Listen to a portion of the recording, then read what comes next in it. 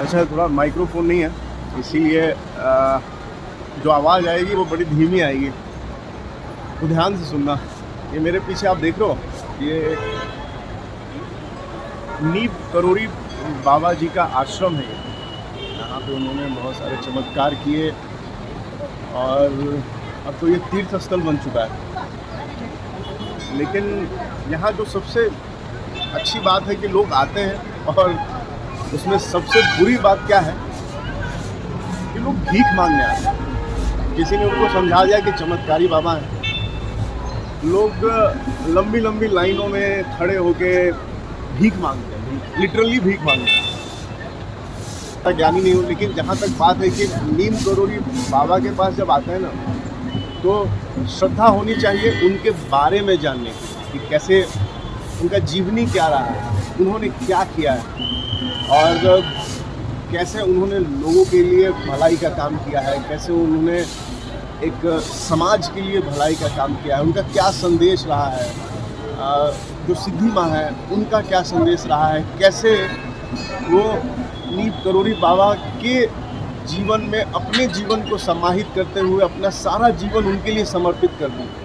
ठीक है, चाहती तो आज के जैसे वो भी चकाचौंध में रह सकती थी। उन्होंने अपना देह त्याग 2017 हाल में ही किया, लेकिन सारे समय उन्होंने नीम करोड़ी बाबा जो हैं उनके संदेश को जन तक पहुंचाया है और जनता के लिए भलाई का और ईश्वर का मार्ग दिखाने का काम किया है। जब हम यहाँ आते हैं तो हमारे मन में लालच नहीं होना चाहिए यार कि हाँ भैया हमारी नौकरी दिला दो, भैया हमारी गर्लफ्रेंड दिला दो, भैया हमें पैसे दिला दो। ये तो फिर इनके यहाँ आना ही व्यर्थ है। इनके यहाँ आने का मतलब है कि इन्होंने जो जन जन को संदेश देने की कोशिश की है, आप वो समझो, इनके जीवनी को जानो।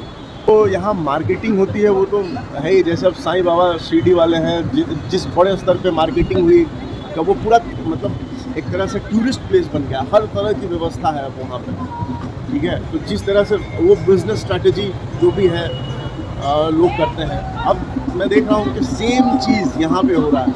अब मतलब बाबा का प्रसाद हो रहा है, मिल रहा है हर जगह। मतलब बाबा के मतलब एक तरह से नहीं होता है कि बाबा की मार्केटिंग करके अब यहाँ पे लोग अपना बिजनेस स्थापित कर रहे हैं। ये चीज़ कहीं ना कहीं मुझे नहीं पसंद आया।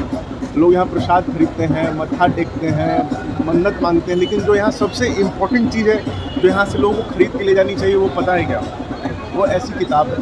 ठीक है, ये सबसे बड़ा प्रसाद है। अगर ये नहीं खरीदा ना आपने तो कुछ नहीं खरीदा। आप सबसे विनती है कि जब आप यहाँ आते हैं ना, जब भी आप यहाँ आएँ तो एक किताब ज़रूर खरीदें वहाँ के स्टॉल से।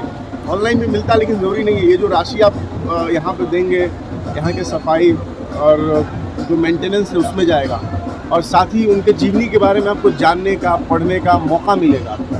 तो इस चीज़ पे ध्यान रखें। और मेरी बस आपसे यही विनती है कि जब आप इस जगह पे आए ना, तो मन में किसी तरह का लालच नहीं लेके आए कि मुझे ये चीज़ चाहिए। ठीक है, अगर ये चीज़ आप करके आते हैं ना तो यहाँ आना व्यर्थ है। लोग लंबी लंबी लाइन लगा के खड़े हैं, वो खुद से पूछें कि वो एक्चुअली यहाँ पे आए क्यों। जो मन में लेके आते हैं ना, जिस तरह की इच्छाएं, वो एक्चुअली लालच है, लोगों को लेके नहीं आना चाहिए। बस यही है आप सबके संदेश, और उम्मीद करता हूँ कि इस वीडियो को आप दूसरी नज़रिए से नहीं देखेंगे। जो मैं कहना चाह रहा हूँ उस चीज़ को समझेंगे कि जब आप यहाँ आते हैं तो आपके मन में श्रद्धा होनी चाहिए उनके विचारों को, उनके विचारों के प्रति, ना कि अपना लालच यहाँ पे थोपने आए इन दीवारों पे। ये चीज़ नहीं करना। धन्यवाद।